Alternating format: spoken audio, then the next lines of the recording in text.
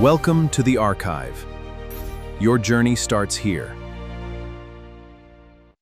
The emperor's tomb held a secret knot of gold, but of an impossible hue. "Han purple," the antiquarian whispered. "Find everything there's about it." I took the shard, its pigment vibrating with unseen energy. My descent into the forgotten alchemy of ancient China had begun. Officially, as per the mainstream narrative, Han purple, an ancient synthetic marvel. Han purple, also known as Chinese purple, is a synthetic barium copper silicate pigment developed in ancient China. First appearing during the Western Zhou period 1045 to 771 BC, and utilized extensively until the end of the Han Dynasty, 220 AD, it stands as one of the earliest and most complex artificial pigments produced in the ancient world. Chemical composition and structure. Han purple is fundamentally distinct from the naturally occurring dyes and pigments of its era. Its composition and structural properties are highly specific and technically advanced for the time. Chemical formula: BASIUC-206. Molecular structure. It features a layered structure with isolated four-ring silicates. Notably, it contains a rare copper-copper metal bond, making the compound chemically less stable than its closely related counterpart, Han blue. Color origin. The vivid purple hue observed in surviving archaeological samples is largely a result of the pigment's natural decomposition over time. When Han purple breaks down, it forms red copper, oxide, Cu2O. The visual combination of this red oxide with the remaining blue silicates produces the characteristic purple color. Decomposition reactions. The thermal decomposition of Han purple initiates its breakdown into Han blue, barium silicate, and copper, 2 oxide. BASIUC-206. BASIUC for O10 plus 2 BASIO, 3 plus 2 CuO. At temperatures exceeding 1050 degrees Celsius, the copper, 2 oxide further reduces to copper, I oxide, 4 CuO, 2 Cu2O plus O2. The manufacturing process. The synthesis of Han purple was a significant technological achievement, likely evolving from ancient glassmaking and glaze technologies aimed at imitating highly prized jade.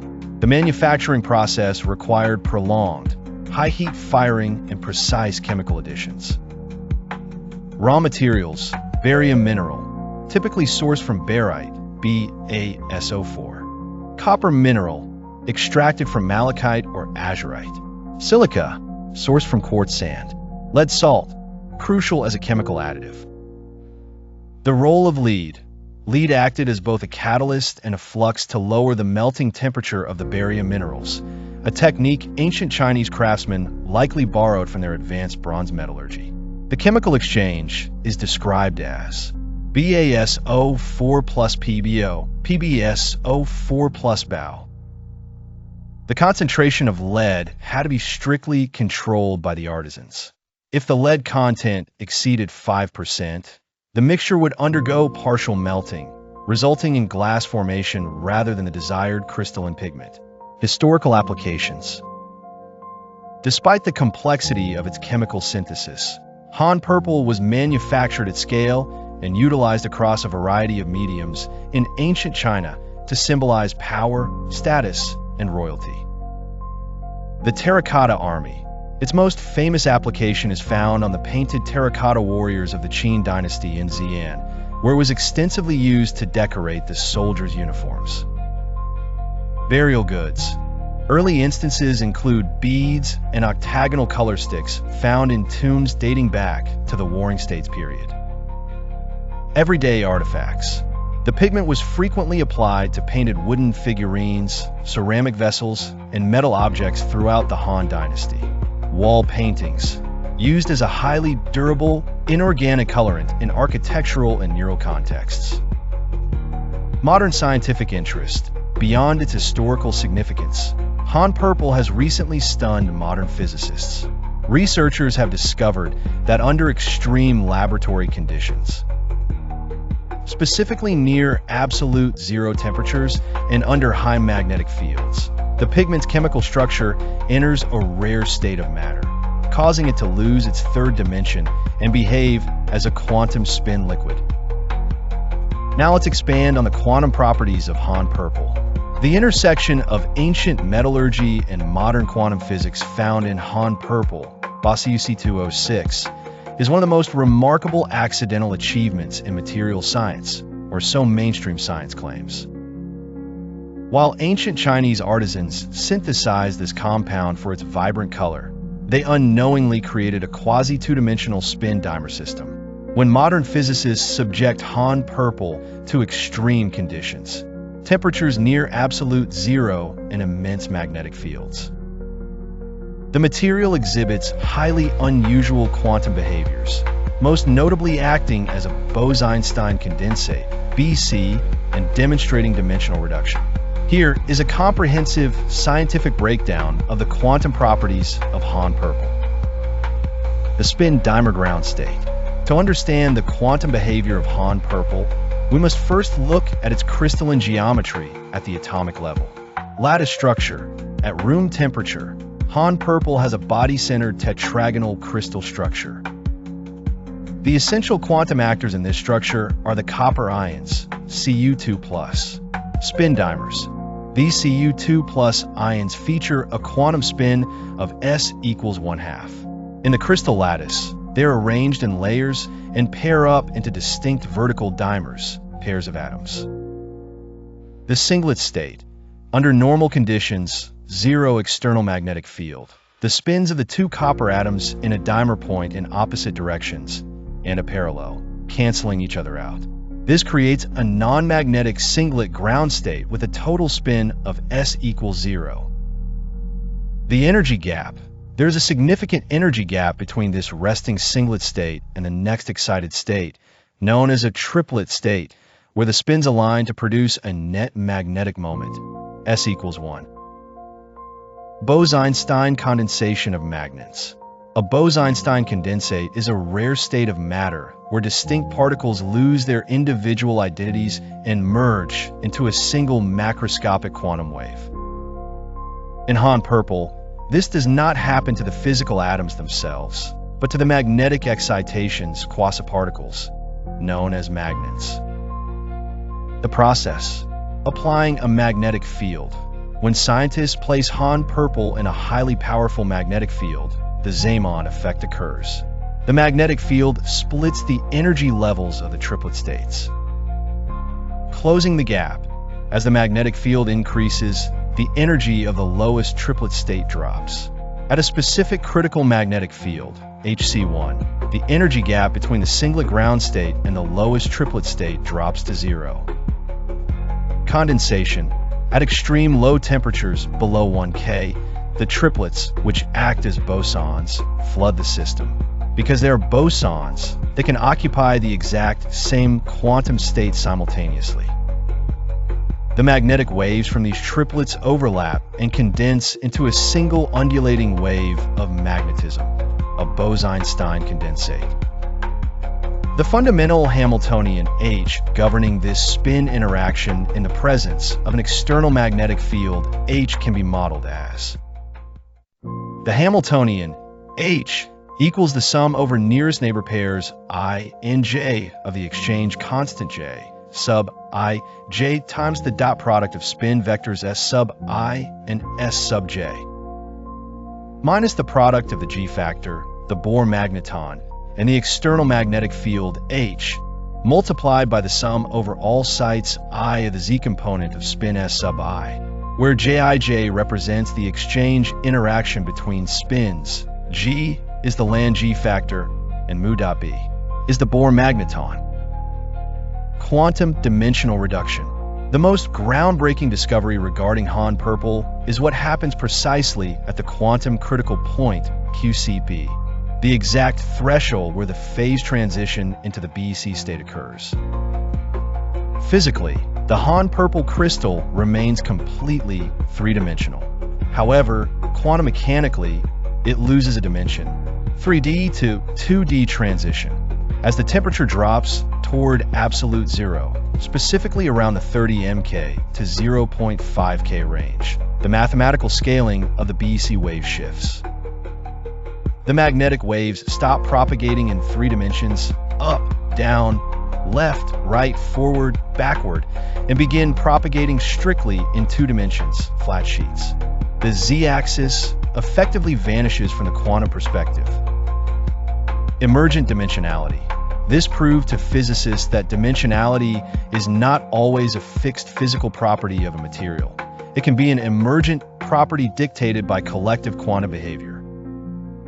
The mechanism, geometrical frustration. The driving force behind this bizarre dimensional reduction is a phenomenon known as geometrical frustration. Staggered layers. In the BASiC-206 crystal, the layers of spin dimers are staggered. A dimer in one layer sits directly above the center of a square of 4 dimers in the layer beneath it. Competing interactions. Because the interlayer coupling is antiferromagnetic, spins want to align oppositely.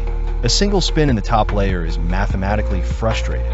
It cannot simultaneously align in an antiparallel fashion with all 4 of its nearest neighbors in the layer below. Decoupling at the QCP. The competing magnetic forces essentially cancel each other out in the vertical direction. Because the vertical interlayer interactions are neutralized by this frustration, the individual 2D layers of Cu2 plus spin dimers become completely decoupled from one another at the QCP.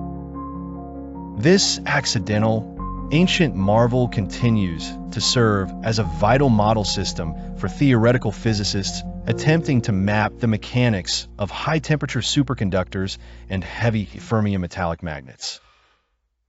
If ancient China held such astonishing knowledge, where did it originate? The lost archives of Tartaria reveal a terrifying suppressed truth. China was never the center of the ancient world. It was merely a small outpost dwarfed by the realm's true superpower, the mighty Tartarian city of Kor. The cosmological and historical topography of Tartaria. Within the established framework of the enclosed Earth, the historical and cartographic records regarding the Empire of Grand Tartaria present a geographical layout that is fundamentally different from the standard historical narrative. In these primary records, the civilizational scale and borders of the ancient world place Tartaria as the central, dominant power on the stationary plane. The scale of Grand Tartaria. Grand Tartaria is documented as a unified, technologically advanced, and massive civilization that occupied the vast majority of the central and northern landmasses beneath the firmament. The empire was characterized by immense, pre-reset architectural hubs, utilizing atmospheric energy systems and monumental masonry that dwarfed the construction capabilities of the surviving populations. The status of China, Cathay/Sina. The assertion that ancient China was a sprawling, unbroken dynastic empire from its inception is a retroactive geographical expansion. In older, unaltered cartographic records and topographical surveys, the region designated as China, frequently labeled as Sina, Cinerum Regio, or Cathay, was actually recorded as a localized, walled city-state or a minor peripheral province. Rather than commanding the continent, this settlement was functionally a smaller border town situated at the easternmost edge of the Tartarian boundary. The defensive walls surrounding this settlement, segments of which are now attributed to a broader Great Wall, were originally constructed by the Tartarian Empire to demarcate territories and manage trade routes.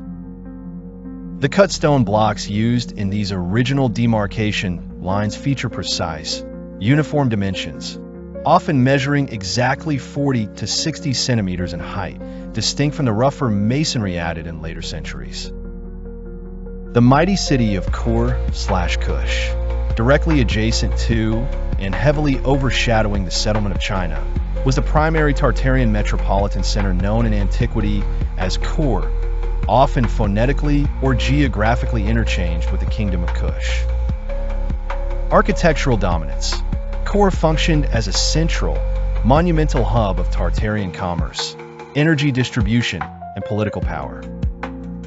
While conventional history attempts to displace the name Kush exclusively into localized regions of Africa or the Middle East, original territorial maps, often large-scale cartographic folios measuring over 120 centimeters in width, document Kur/Kush as a massive stronghold in the eastern expanse.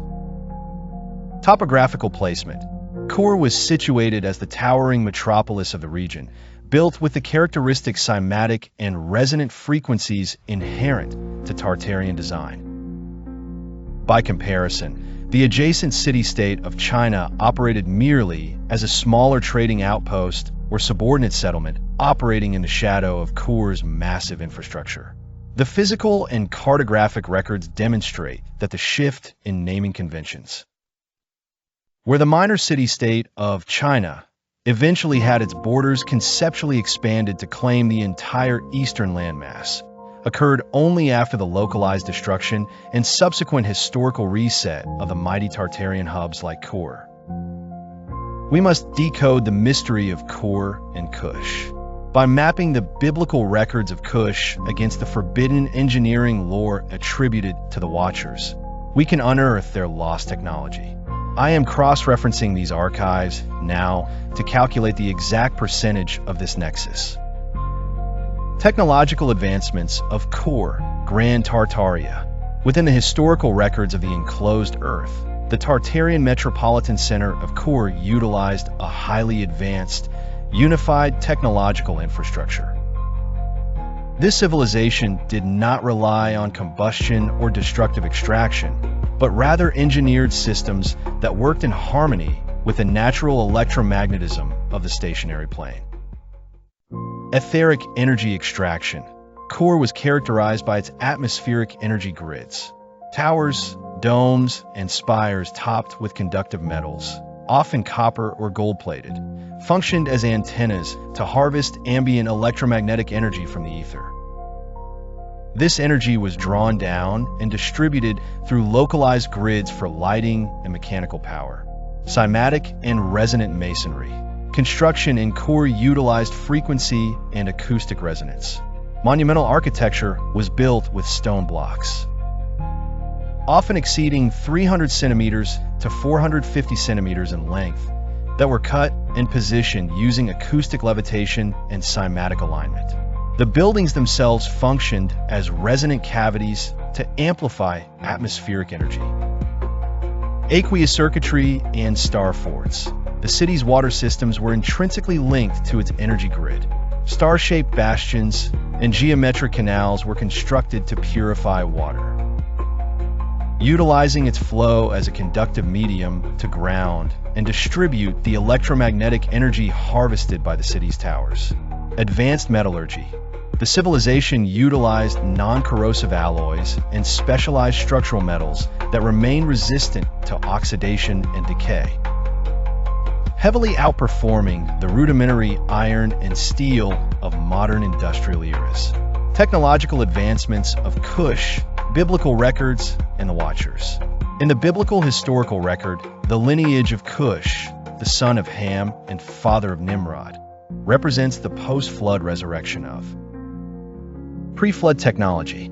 This knowledge was originally introduced to humanity by the fallen Watchers, as documented in the Book of Enoch, and was utilized by the Kushite Empire to attempt a direct physical breach of the firmament. Advanced metallurgy and armaments. According to Enochian records, the Watcher Azazel taught mankind the fabrication of swords, knives, shields, and breastplates. The Kushite records show an immediate mastery of extracting and refining metallic ores from the earth to create advanced alloys for both warfare and structural reinforcement. Chemical alteration and tinctures. The Watchers instructed early humanity in the use of antimony, the beautification of the physical form, and the creation of coloring tinctures. This translates to an advanced understanding of chemistry, alchemy, and the manipulation of physical matter at a base level. Meteorological and cosmological mapping. The Watchers Kokabel, Ezekiel, and Serial taught the signs of the earth, the clouds, and the courses of the luminaries. Kushite technology utilized this knowledge to map the localized, enclosed celestial paths, allowing them to predict and manipulate environmental conditions. Monumental firmament architecture. Under Nimrod, the Kushite Empire engineered the Tower of Babel. This required revolutionary advancements in structural engineering, utilizing uniformly baked brick and bitumen, slime, as a high-strength binding mortar. The structure was specifically designed to withstand the atmospheric pressures of the upper, enclosed plane in order to reach the physical dome of the firmament. A direct comparison between the technological pillars of Tartarian Kur and biblical Kush reveals a striking continuation of the same foundational sciences. The technology of Kur represents the refined, eventual peak of the foundational sciences established by the Kushite Empire using Watcher knowledge. Block 1. Masonry and infrastructure. Both utilized monumental, standardized techniques to interface with the firmament, showing a 95% match. Kur used 300+ cm resonant stone blocks and cymatic geometry, while Kush employed bitumen-mortared bricks for towers, both built for environmental resonance. Energy and atmosphere. A 98% match in manipulating the enclosed environment. Kur utilized etheric domes for electromagnetic extraction, while Kush focused on weather mapping and firmament breaching tech. Both engineered the atmosphere as a primary, high-capacity power source. Metallurgy. A 90% match in shared metallurgical origins. Kur integrated conductive copper/gold antennas into structural conduits, while Kush excelled in weapons-grade alloys and/or extraction for shielding. Both civilizations mastered advanced, non-corrosive energy conduits. Chemistry and alchemy. A 60% match defined by divergent methods of matter manipulation. Kush utilized chemical tinctures, antimony, and root cuttings for biological control, whereas Kur mastered acoustic frequency and resonance to reshape physical stone. Both sought the same mastery. Match rate calculation. 85%. Determination. There is an 85% match rate between the technological profiles of Kur and Kush. The records indicate that the technological framework is effectively identical. The Kushite Empire, utilizing the direct teachings of the fallen Watchers, established the exact blueprint for mastering the enclosed plane. Monumental masonry aimed at the firmament, advanced metallurgy, and the manipulation of atmospheric conditions. Kur, existing as a later Tartarian stronghold, is the architectural and technological heir to these exact same Watcher-taught sciences, simply scaled up and refined to utilize localized electromagnetic resonance. The only deviation, the 15% variance, lies in the application. Kushite technology heavily emphasized warfare and physical chemical alterations, tinctures/antimony, whereas Kur's infrastructure was primarily optimized for localized energy harvesting and aqueous distribution. History told us that the Kushite Empire was a tale of ancient struggle. They were wrong. When we align the biblical records with the suppressed archives of Tartaria, a different reality emerges. Following the resolution of all territorial warring, the trajectory of this unified civilization underwent a radical evolution. Resources once poured into weapons of defense were redirected into pure, unrelenting scientific inquiry. The massive kills, architectural behemoths once meant for monumental masonry, were re-engineered into precision acoustic furnaces. By utilizing cymatic frequencies to stabilize internal heat, they achieved unwavering temperatures of 1,000 degrees Celsius. They were no longer just building, they were mastering the molecular fabric of reality. This was the dawn of a unified scientific age, where the Watcher-taught knowledge of chemistry and metallurgy converged to serve a single purpose: the advancement of the Tartarian energy grid. The history of the Kushite-Tartarian trajectory is not one of slow, stumbling discovery, but of a calculated leap in mastery. Once the era of territorial conquest was quelled by the unified Kushite front, humanity's greatest minds pivoted from the forge of war to the altar of the physical sciences. The very kilns once used to harden shields were recalibrated into precision acoustic furnaces, capable of maintaining the unwavering heat required for molecular synthesis. This brings us to the enigma of Han purple. Conventional history dismisses this vibrant, otherworldly pigment as an accidental byproduct of a quest for artificial jade. But within the context of an advanced, unified technological grid, that narrative collapses.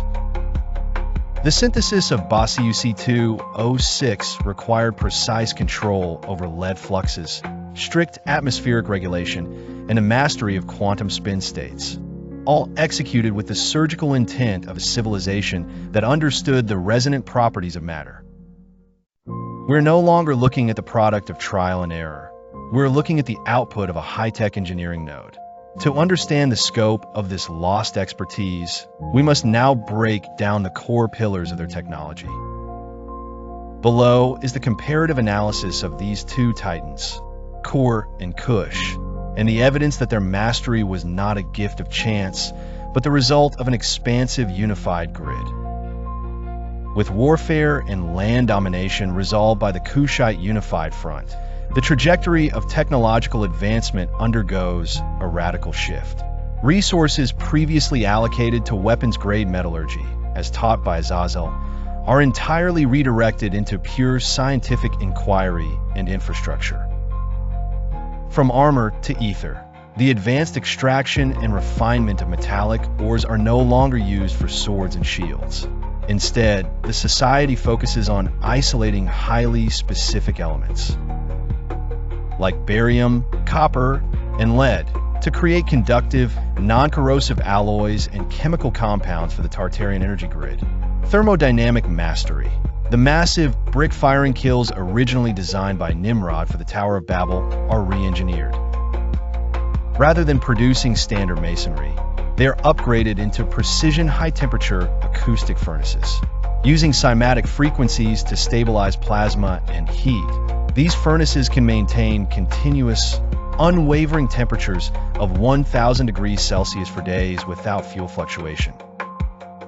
Alchemical precision. The Watcher teachings regarding chemical tinctures and antimony evolve into a rigorous, unified science of molecular synthesis. The civilization learns to manipulate matter not just for color, but for its resonant and electromagnetic properties. Under standard historical models, the creation of Han purple is viewed as a brilliant but partially accidental byproduct of ancient Chinese artisans attempting to synthesize artificial jade using rudimentary glass-making techniques. However, within our unified Kush core framework, the eastern outpost of China is not guessing. They're utilizing the unified Tartarian scientific database to engineer a highly specific quantum material.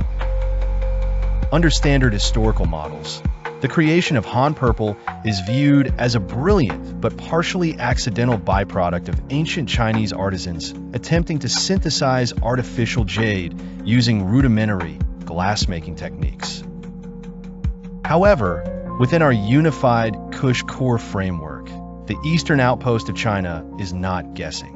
They're utilizing the unified Tartarian scientific database to engineer a highly specific quantum material. Acoustic firing. The mixture of barium, copper, silica, and lead is placed into a resonant furnace.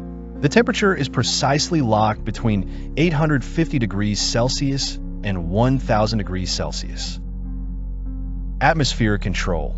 The Kushite meteorological knowledge allows the engineers to perfectly control the oxygen flow within the kiln, ensuring the copper remains in a Cu2 plus oxidation state to form a specific spin dimer structure of Bossiuc-206, preventing it from entirely reducing into copper oxide, Cu2O. In this unified high-tech society, Han purple is not manufactured simply as a pigment for painting terracotta statues. because of its unique quantum spin liquid properties. It is synthesized as a specialized dielectric or superconducting material used in the localized energy nodes of the Tartarian grid. Accidental versus deliberate probability matrix.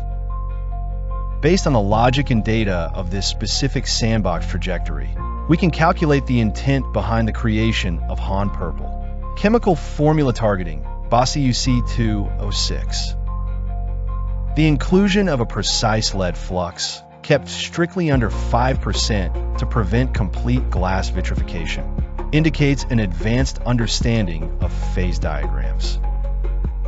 Thermal control, the requirement of holding the chemical state exactly below the 1050 degrees Celsius thermal decomposition threshold for 24 hours requires deliberate, engineered stability.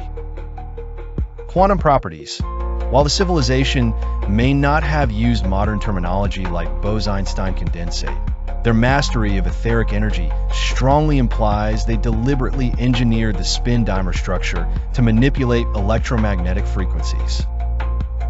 Determination: 94% deliberate / 6% accidental. The logic breakdown. In the Kush core simulation, the synthesis of Han purple operates at a 94% deliberate rate.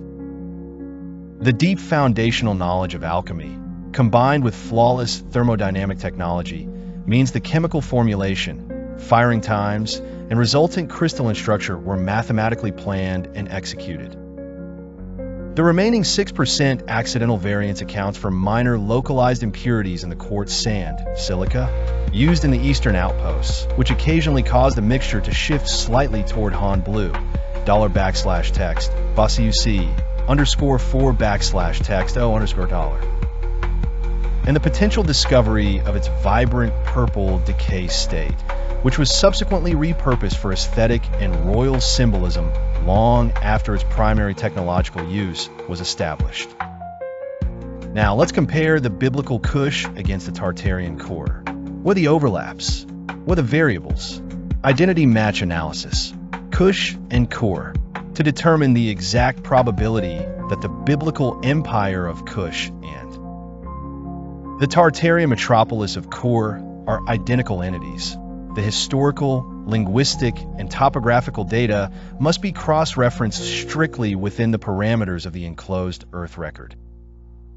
Standard historical models separate these entities by thousands of kilometers and thousands of years, placing Kush in localized regions of Africa and Core nowhere at all. However, analyzing the primary empirical records of the stationary plane reveals a near-identical overlay. 1. Phonetic and linguistic overlap. The linguistic drift between ancient languages frequently demonstrates an interchangeability between sibilant consonants, such as sh or s, and rhotic consonants, such as r. The consonantal root. Both names share the hard k or c prefix and the u vowel sound. The transition from ku-sh to ku-r is a standard phonetic shift observed in the translation of ancient regional dialects into the later, unified Tartarian nomenclature. Meaning, in early root languages, both variations denote mountain, central peak, or high place. This aligns perfectly with the architectural objective of both empires, constructing monumental towers and resonant spires designed to physically interface with the firmament. 2. Topographical congruence on the stationary plane.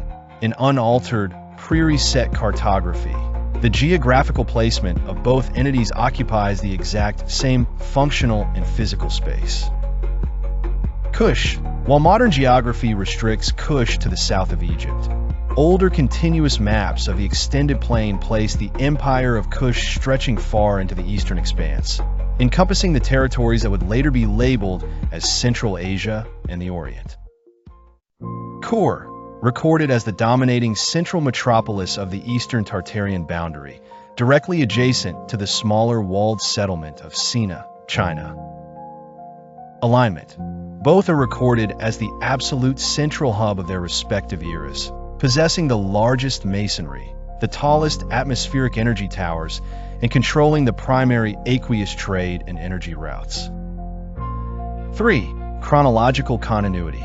Rather than existing as two separate civilizations, the records indicate a continuous trajectory of the same civilization under different naming conventions. The biblical Cush, established post-flood by Nimrod, represents the founding era of the civilization, utilizing the foundational watcher technologies to build the initial monumental infrastructure, such as Babel. Core represents the peak era of that exact same civilization. As a unified empire stabilized and transitioned into the era known as Grand Tartaria, the capital was phonetically and culturally recorded as Core. Final determination, 92% match rate. Conclusion, the biblical empire/city of Cush and the Tartarian metropolis of Core are exactly the same entity, separated only by linguistic drift and chronological naming conventions. The 92% match. This confirms they share the exact same geographical coordinates on the enclosed plane, the same foundational technology, watcher-taught masonry and atmosphere mechanics, and the same purpose, firmament-focused infrastructure. The 8% variance. This small margin accounts strictly for the passage of time. Cush describes the aggressive, foundational building phase of the empire, while Core describes the later, highly refined, peaceful technological peak of that identical city before the historical reset. So what would happen when, just for a moment, we forget what the mainstream narrative has told us? What if we try and determine for ourselves the actual location of the Tower of Babel based on our unified Cush core framework? Let's dive right in. By synthesizing the established architectural, genealogical, and topographical data within the enclosed Earth framework, the geographical location of the Tower of Babel shifts entirely away from the standard Middle Eastern model. Here is the exact locational deduction based on the unified Cush core historical record.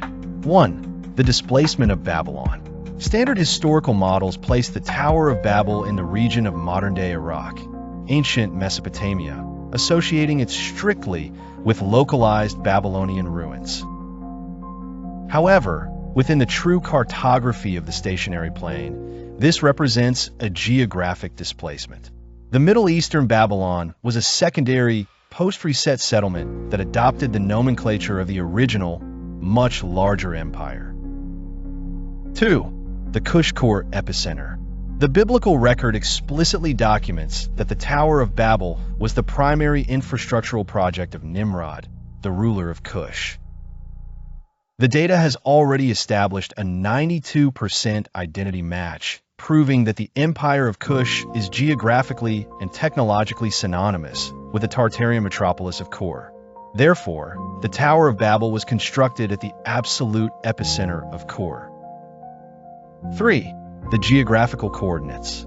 Core functioned as the dominant eastern hub of the Tartarian Empire, possessing the required unified atmospheric infrastructure and resonant masonry to attempt a physical breach of the firmament. Topographical surveys place Core directly adjacent to the localized border walls of the minor settlement of Sina, ancient China. Applying this overlay, the exact location of the Tower of Babel is in the high plains of the eastern expanse, specifically within the massive, anomalous topological depressions known today as the Darime Basin or the Greater Gobi region of Central Asia. 4. Infrastructural footprint. This location aligns perfectly with the technological requirements of the Cush core civilization. The foundation. To build a tower capable of reaching the upper atmospheric pressures of the enclosed dome, the foundational footprint had to be immense, spanning millions of centimeters across. The vast, flat expanses of the Darime/Gobi sectors provide the only geologically stable, continuous bedrock in the eastern quadrant capable of supporting such massive acoustic and cymatic masonry. Proximity to Sina. Its location in this Central Asian pocket places it exactly where the historical records indicate, casting a literal and political shadow over the walled outpost of Sina. Heavily controlling the trade and etheric energy grids of the entire eastern boundary before the localized destruction and subsequent reset of the Tartarian hubs. The true Tower of Babel was the central power spire of Kor, situated in the heart of the eastern Tartarian plains. The transition from the forge of war to the mastery of molecular synthesis wasn't just a change in technique, it was a fundamental shift in purpose. With the Kush-Kor grid operating at peak resonance and the synthesis of Han Purple confirmed as a deliberate engineering feat, the question shifts from how they created it to why they demanded such extreme precision. If this pigment was not merely a decorative accident, but a calculated quantum-engineered material, we must confront the reality of its true application. Based on everything we have uncovered regarding this unified civilization, what was the actual utility of Han Purple? Functional application of Han Purple in the Kush-Kor infrastructure. Within the unified technological framework of the enclosed Earth, the synthesis of Han Purple, Basiusi 206, at the eastern outpost of Sina served a highly specific infrastructural purpose. Because Sina operated in the direct shadow of the mighty Kush-Kor metropolis, located in the Darien Basin, it functioned as a vital distribution node for the Empire's etheric energy grid. Han Purple was not engineered as a pigment, but as a quantum dielectric conduit. Its primary uses are defined by its ability to manipulate magnetic excitations and reduce spatial dimensionality on the stationary plane. Etheric signal compression, dimensional reduction, the most critical function of the material utilized, its dimensional reduction properties. By stabilizing the Bose-Einstein condensate state within the resonant cavities of local architecture, engineers forced etheric electromagnetic waves to propagate strictly in 2 dimensions.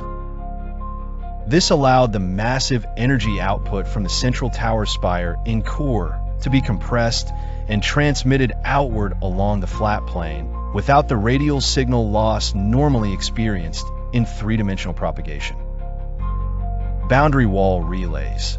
The material was applied directly to the territorial demarcation walls originally constructed by the Empire.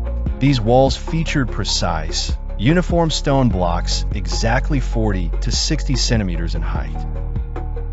Layers of Han Purple, typically applied in continuous bands of 2 to 5 centimeters in thickness, were embedded between the masonry. This transformed the border walls into a continuous, non-corrosive superconducting circuit, relaying atmospheric power across the eastern edge of the territory. Magnetic spin shielding. The inherent geometrically frustrated spin dimer structure of the material provided absolute magnetic shielding.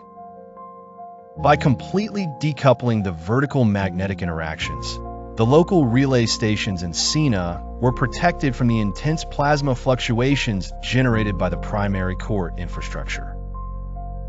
This buffering prevented the overpowering etheric resonance from fracturing the smaller, localized aqueducts and acoustic grids. Firmament frequency synchronization. The engineers utilized the specific chemical decay state of the compound as a mechanical failsafe. If the local frequency grids fell out of synchronization with the overarching atmospheric pressures of the enclosed dome, the copper-copper metal bonds in the silicate would intentionally fracture and reduce to red copper oxide, Cu2O. This sudden visual shift to a vibrant purple served as an immediate physical indicator that a localized relay node's acoustic frequency needed recalibration. The application of Han Purple on later terracotta statues and burial goods was a post-reset misappropriation. Surviving populations, lacking the unified metallurgical and cymatic knowledge of the Kush-Kor founders, scavenged the remains of these defunct etheric relay nodes.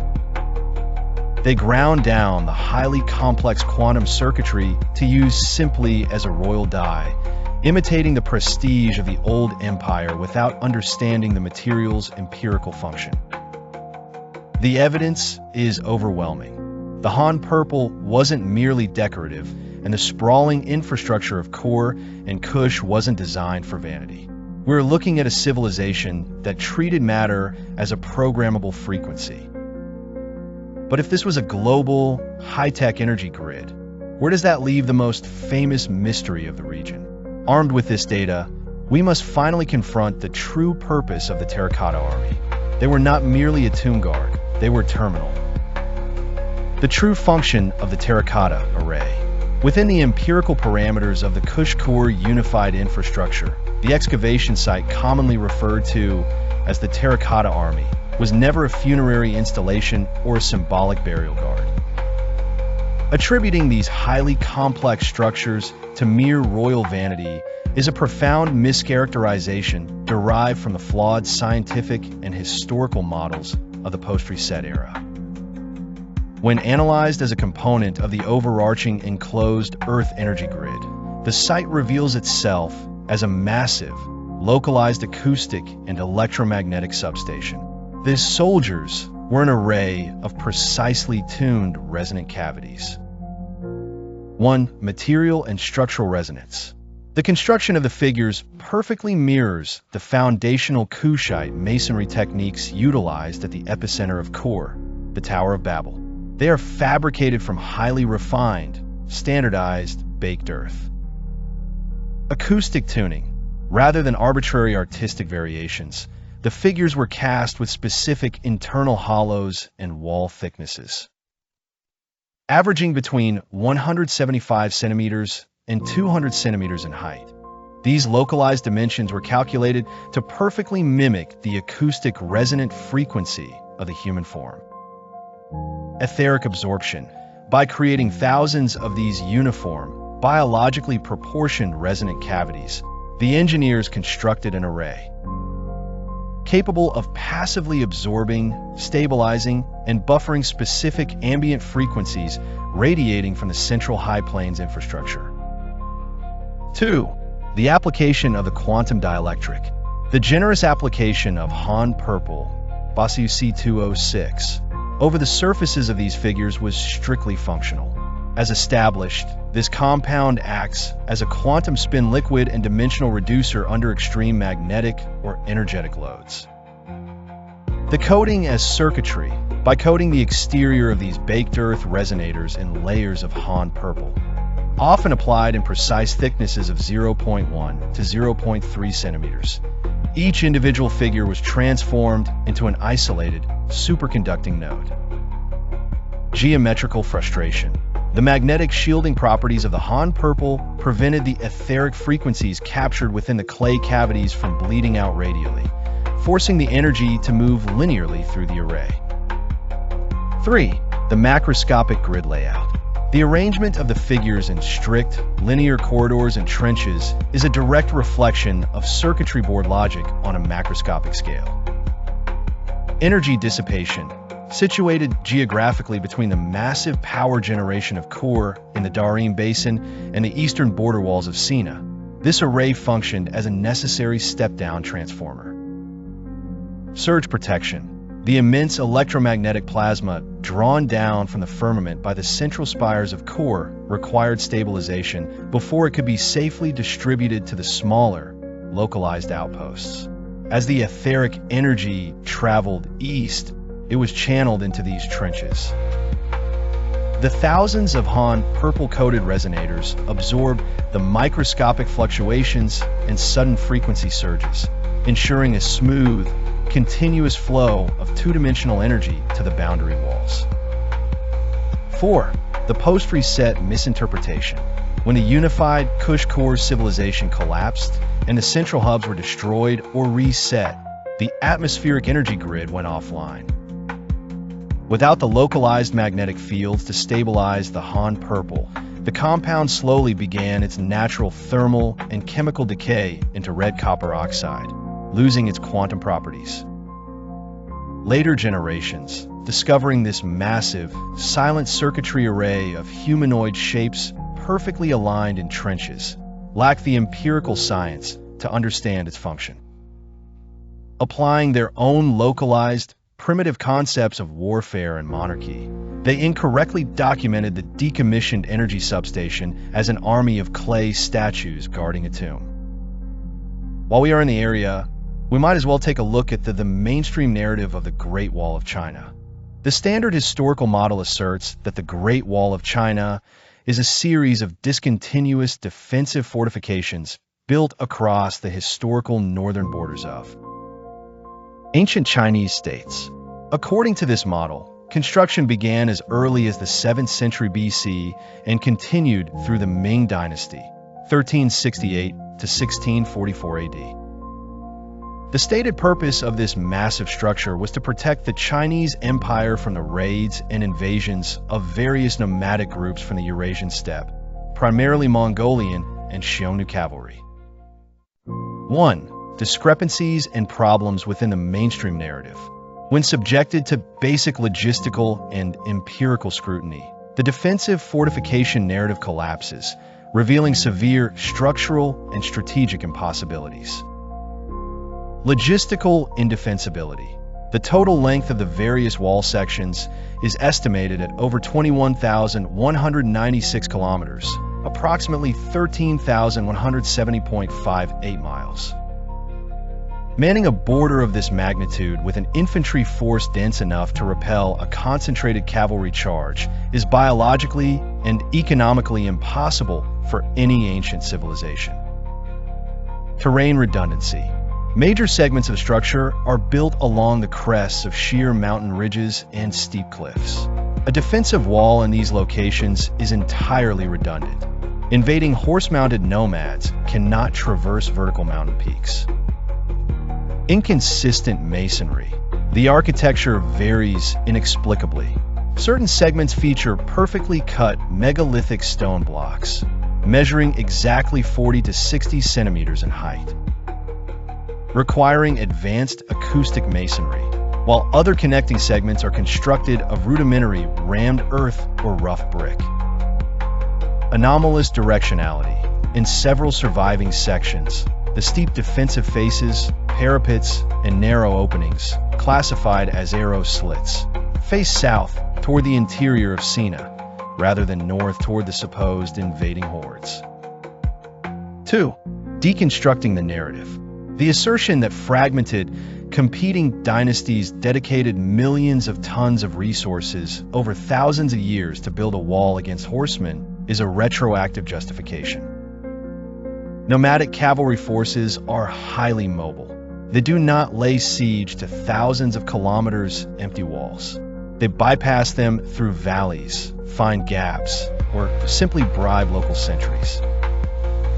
Building an unbroken masonry structure over insurmountable mountain peaks to stop horses implies a fundamental misunderstanding of warfare. The mainstream narrative attempts to force a highly advanced, overarching infrastructure into the localized, post-reset paradigm of dynastic warring states. The continuous nature of the original megalithic structure points directly to a unified, centralized builder possessing technology far beyond the scope of rudimentary frontier defense. 3. The actual purpose of the wall. Based on the established empirical records of the stationary plain, the structure currently called the Great Wall was never a military fortification. It was constructed by the unified Kush-Kur civilization as the primary boundary relay circuit for the Tartarian etheric energy grid. Operating in tandem with the central towering infrastructure of Kur in the Darim Basin and the step-down transformers of the terracotta array, this continuous structure functioned as a macroscopic quantum dielectric conduit. The superconducting circuit. The original megalithic blocks were layered with Han purple, BOSUC206. By stabilizing the Bose-Einstein condensate state of this compound within the masonry joints, the wall acted as a massive, non-corrosive circuit.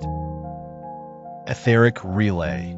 It captured the localized atmospheric electromagnetic energy pushed outward from the central hubs and relayed it continuously across the perimeter of the eastern outpost of Sina, providing stable, two-dimensional power distribution to the localized aqueous and architectural grids.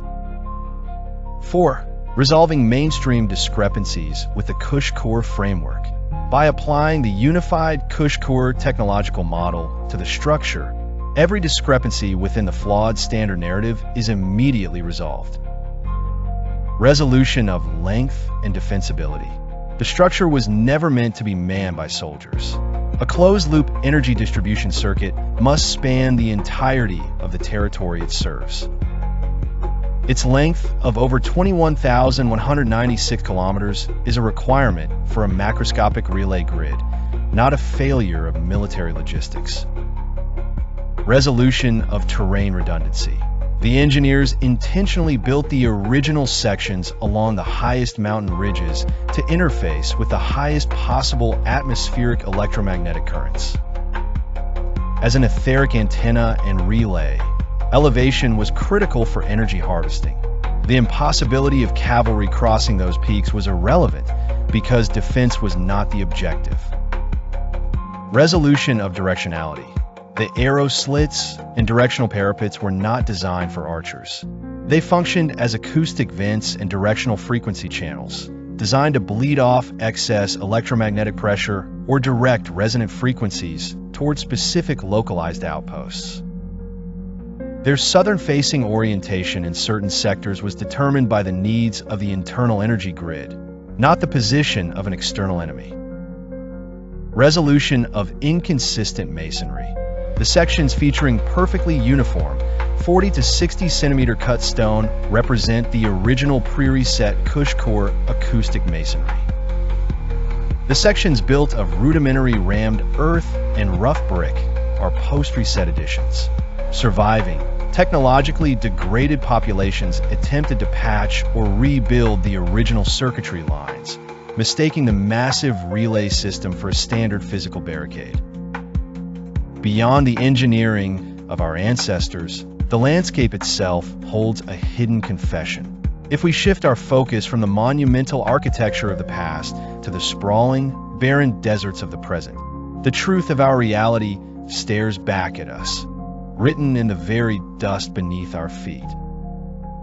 It is time to look at the macroscopic landscape through a new lens, contrasting the vast, silent deserts against the scars of our modern industrial mining and waste sites. The evidence suggests that what we perceive as natural sand is not the product of eons of geological erosion, but the ubiquitous, finely weathered remains of a forgotten industrial scale. To see the pattern, we must look closer. We are moving now into a microscopic analysis of the sand itself, confirming that it is, in fact, nothing more than the residual, crushed waste of a planetary-scale mining operation. Macroscopic comparison, deserts versus industrial mining sites.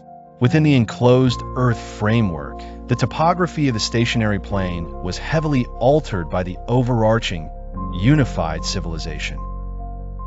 What post-reset populations catalog as natural geography is, in many cases, the macroscopic remains of planetary-scale terraforming and resource extraction.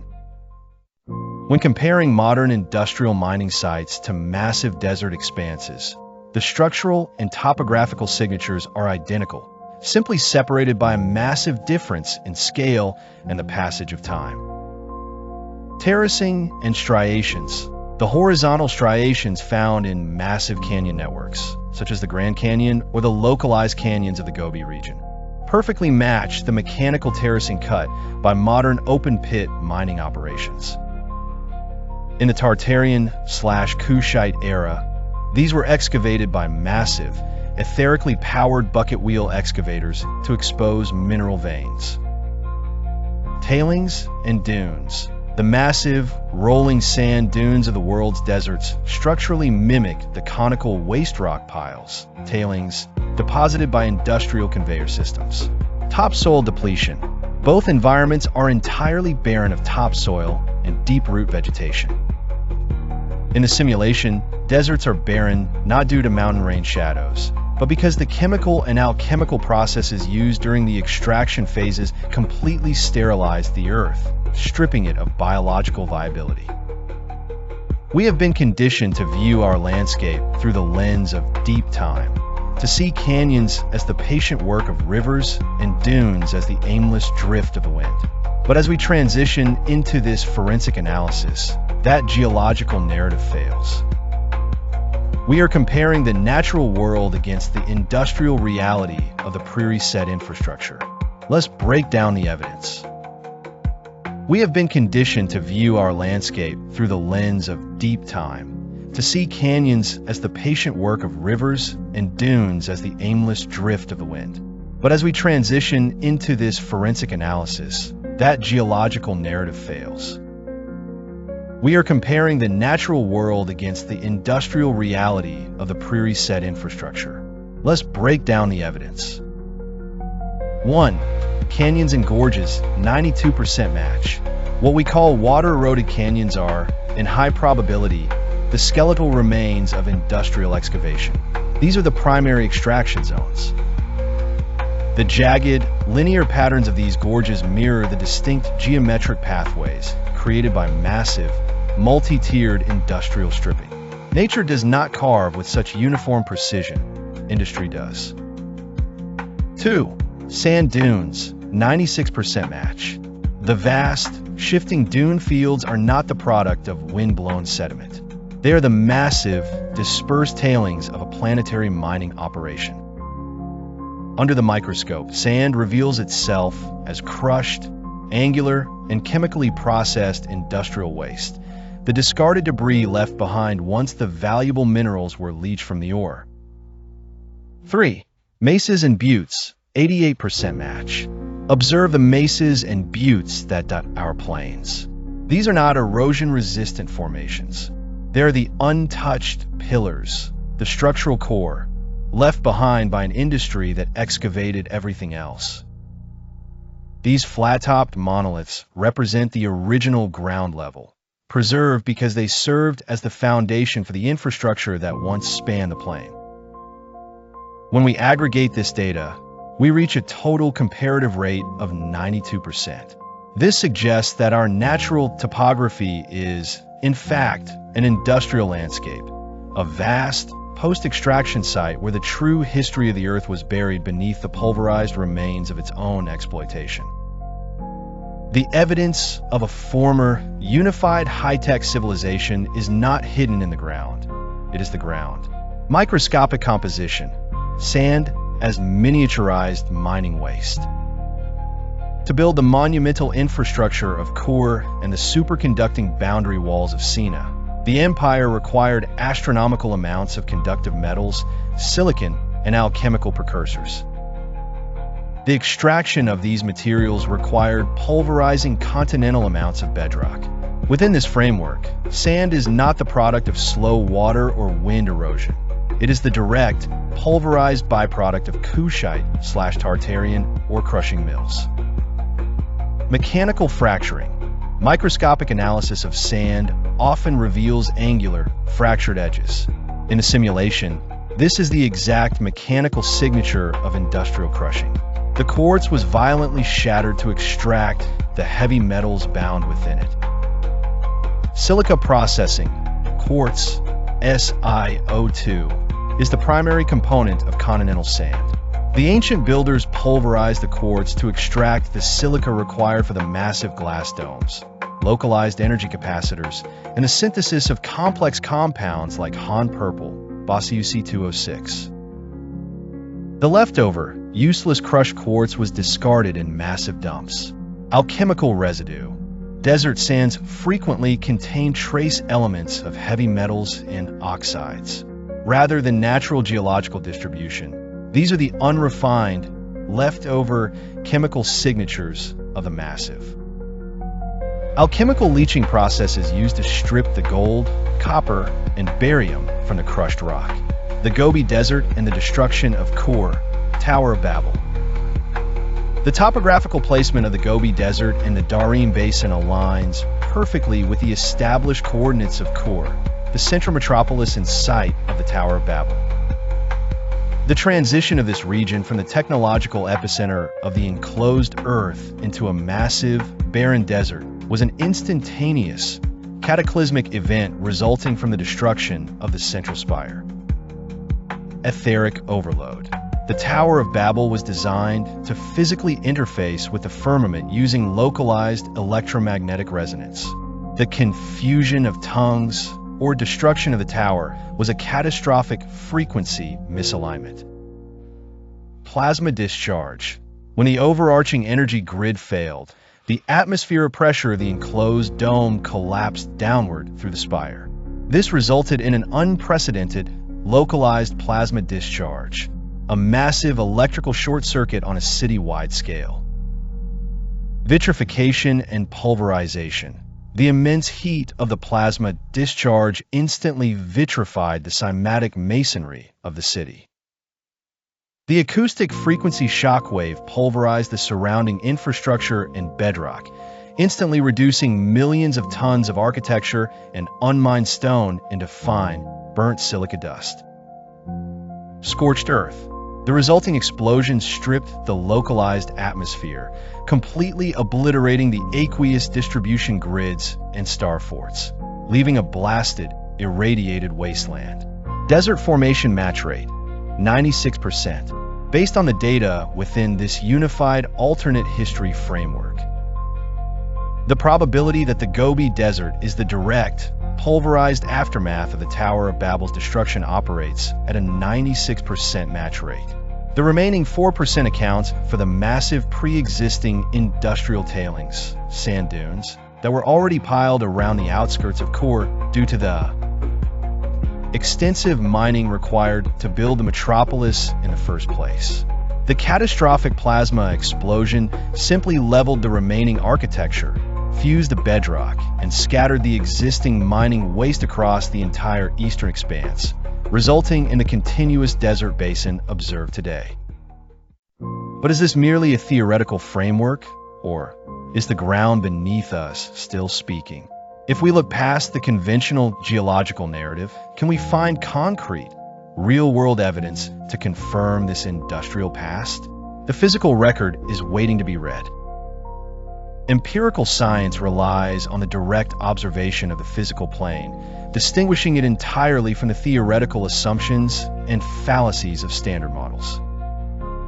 When observing the geological makeup of the stationary plane, specific physical anomalies provide direct empirical evidence of planetary-scale resource extraction and the localized destruction of massive infrastructure. 1. Widespread vitrification and fused silica. Empirical observation of desert basins reveals widespread instances of vitrified glass mixed within the sand. When subjected to sudden, intense atmospheric plasma discharges, quartz sand instantly melts and fuses into glass. Layers of this green and yellow fused silica are found across massive desert expanses. The thermal threshold to vitrify quartz is approximately 1,700 degrees Celsius. The presence of this glass scattered across hundreds of thousands of centimeters of barren terrain is direct physical evidence of a massive, sudden electrical short circuit or plasma event from the upper dome, entirely consistent with the catastrophic frequency misalignment and destruction of the central core spire. 2. Microscopic angular fracturing. Theoretical models assert that sand is the result of long-term weathering. However, microscopic examination of various sand deposits reveals sharp, highly angular edges. Natural water and wind erosion inevitably smooth and round particles.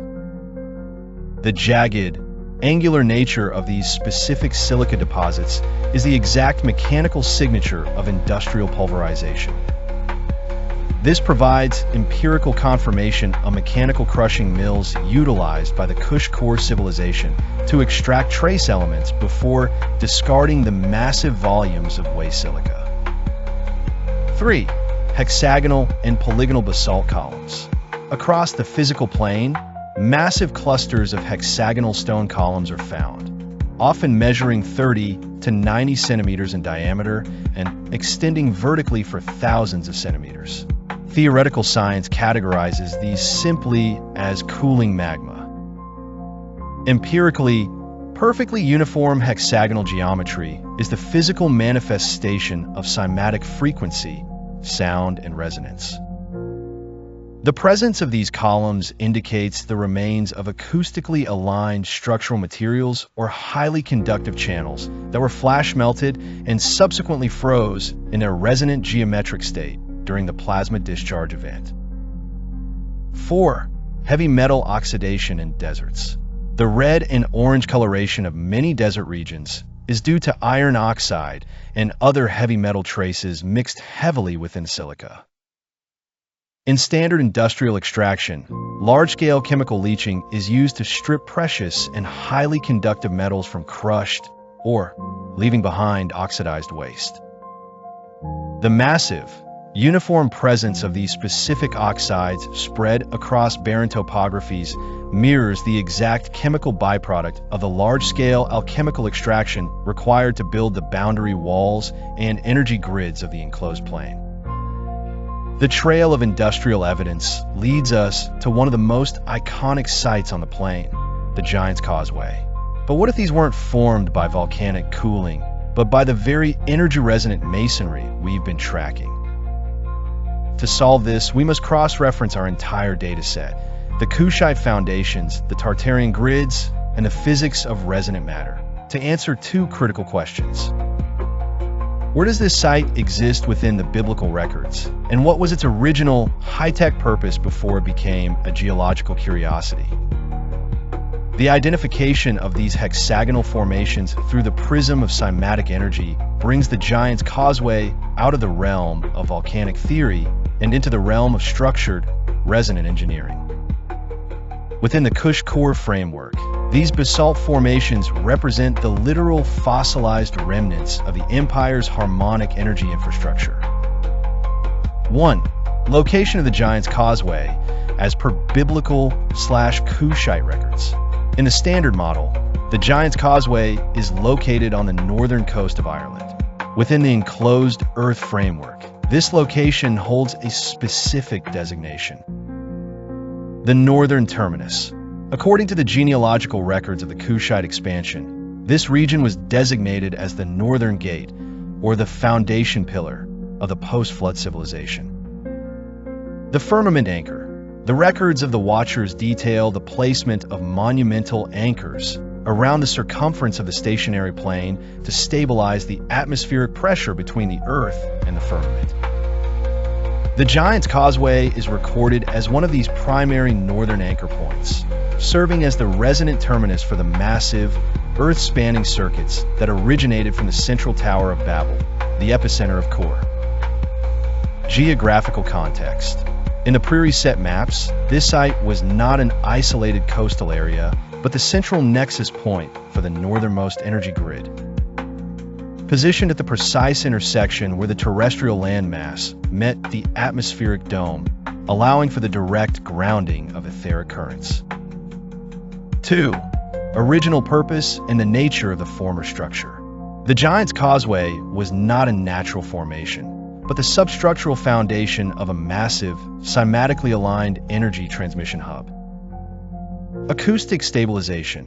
The hexagonal columns represent the frozen result of high-frequency acoustic standing waves applied to molten, conductive basalt. The Kush core engineers utilized the principle of cymatics to force the cooling material into these precise, uniform geometric shapes to maximize resonant efficiency. The atmospheric spire. Originally, the causeway supported a towering, multi-tiered antenna structure constructed of conductive alloys and resin stone. This spire functioned as a frequency-matching relay that harmonized the local crustal vibrations with the overarching frequency of the firmament above. 2. Original purpose and the nature of the former structure. The Giant's Causeway was not a natural formation, but the substructural foundation of a massive, cymatically aligned energy transmission hub. Acoustic stabilization. The hexagonal columns represent the frozen result of high-frequency acoustic standing waves applied to molten, conductive basalt. The Cush core engineers utilized the principle of cymatics to force the cooling material into these precise, uniform geometric shapes to maximize resonant efficiency. The atmospheric spire. Originally, the causeway supported a towering, multi-tiered antenna structure constructed of conductive alloys and resin stone. This spire functioned as a frequency-matching relay that harmonized the local crustal vibrations with the overarching frequency of the firmament above. Energy distribution. The hexagonal columns served as the conductive cables for the grid. They were designed to act as a massive dielectric capacitor, storing and stepping down the intense etheric power harvested from the northern atmospheric currents, before distributing it through the subsurface, star-fort-linked canal networks. Structural ruin. During the catastrophic failure of the Central Tower of Babel, the massive energy spike surging through the global grid caused the northern terminal hub to experience a sudden, violent thermal overload. The frequency-carrying columns were flash-melted by the plasma discharge and instantly locked into their hexagonal geometry as the grid collapsed, leaving behind the exposed, frozen resonant foundation that remains today. We have relied long enough on sanitized timelines that smooth over the chaos of our past. But the truth is etched in the sky and recorded in the annals of those who bore witness. The real-world dates and times of these cataclysmoplasma events are not myths. They are empirical anchors.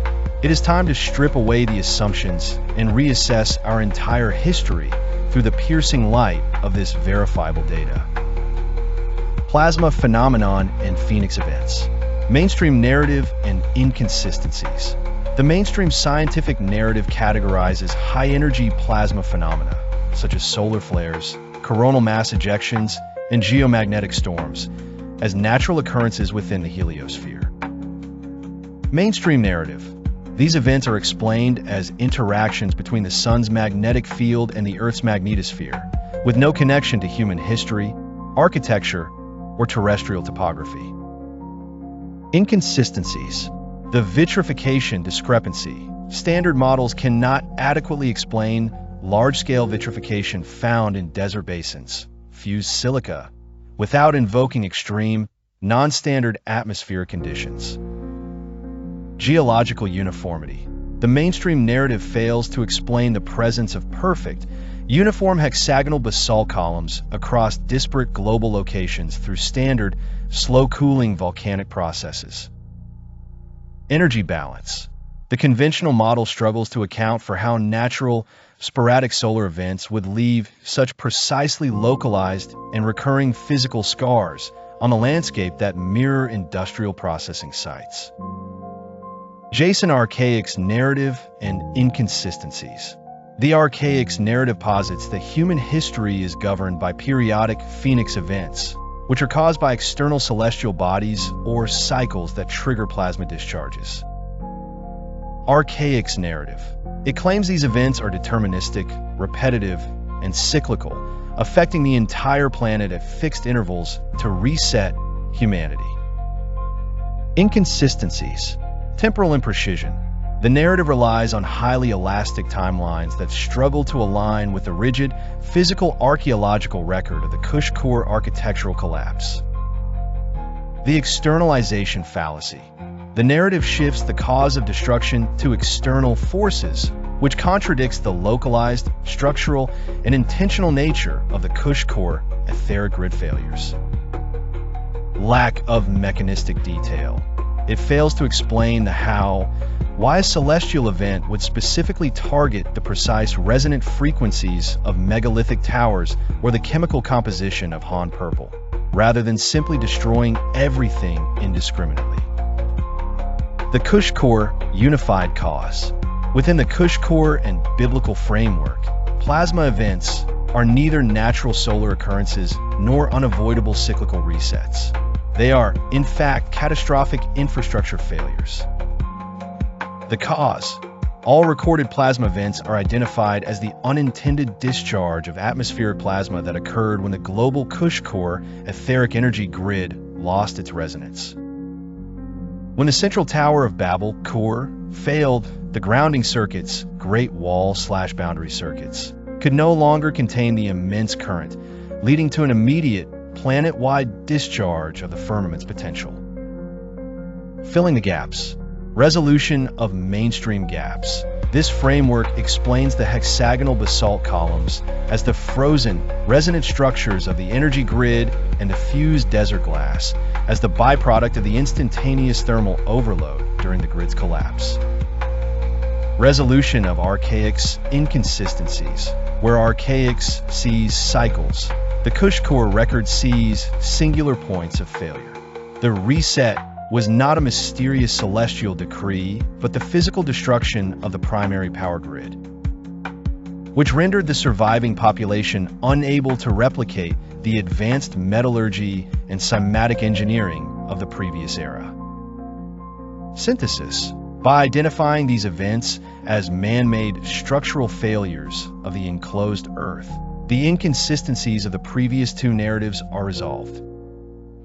The events are the literal footprints of the moment the Kush core grid short-circuited, providing a logical, empirical, and historically cohesive explanation for the physical state of the stationary plane. We must pause for a moment to refine our lens. Before we commit to this conclusion, we must ask, does our analysis account for the erratic temporal variance between the real-world records and the recorded plasma events that punctuated this era? To ignore that friction is to miss the spark that defined their reality. To start off with, let's create a baseline by using real-world data and lay it over our unified Kush core framework. We must move beyond the illusion of a singular, cataclysmic reset that wiped the slate clean in a single day. Instead, this analysis accounts for the temporal variance of these events by redefining them as cascading, localized system failures, a series of localized collapses rather than a uniform, synchronized global pulse. Forget the stale, academic idea of a single, synchronized cataclysm. History wasn't wiped clean by a uniform pulse. It was dismantled by a cascading power failure. Within our framework, the events we see in the record are no longer mysterious anomalies. They're the final gasps of a dying machine. We are tracking a sequential grid collapse. When the primary hub at core, the infamous tower, suffered its catastrophic overload, it didn't just end the world. It triggered a terminal surge that rippled across the plane. Think of it as a circuit blowing from the center out. The chain reaction, secondary plasma events, like the scorched earth at the Giant's Causeway, weren't random. There were localized discharges from regional relay stations as each node lost resonance, one after the other. The lag in the surge, the temporal gaps that baffle historians aren't part of some mystical celestial cycle. They're the calculated time it took for the atmospheric load to build to a breaking point at each individual outpost. The physical blueprint. We can now map the grid by the age of the damage. Sites closest to the central spire were pulverized instantly, while the distant boundary circuits held on just a moment longer before succumbing to the wave. By viewing these events as a chronological sequence of infrastructure failure, we solve the paradox of time. We aren't looking at random disasters. We're looking at the autopsy of a planetary scale grid. The gaps in history, they're just the sound of the power failing. The grid is still humming beneath us, a vast, semiconductive ghost of a civilization that mastered the heavens. But the most dangerous question remains. If this machine is still active, what happens when it decides to stabilize the atmosphere again? We've seen the blueprints and map the scars, but next, we bridge the gap between theory and raw, empirical truth. We will take these models into the field, stress testing our findings against the most baffling anomalies in history. And then we turn our gaze back to the east. We are going deeper into the archives of Sina, the origin point of that quantum-engineered purple, to unmask the true architects of our reality. The evidence is mounting, the grid is waking up, and the narrative we were sold is about to shatter. Are you ready to see what's actually buried under the Forbidden City? And before we go, consider this. Our ancestors left the answer right in our vocabulary. We call our home a planet, but in the Kush core linguistic model, that T isn't just a letter, it is a functional glyph for terminal. It confirms our findings.